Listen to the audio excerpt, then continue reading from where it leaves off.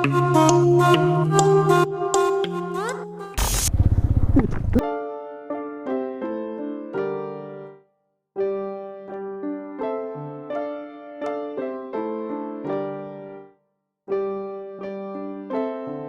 लोग पहले से जुड़े हुए हैं और आज का वीडियो स्टार्ट करते हैं। काफ़ी धूल बैठ गई है, मैंने पिछले ही हफ्ते पॉलिश किया था इसको।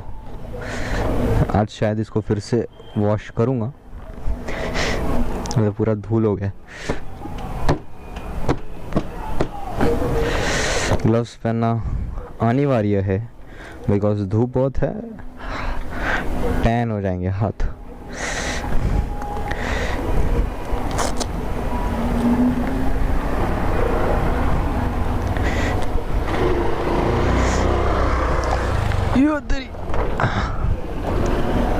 स्टैंड याद से ऊपर लो।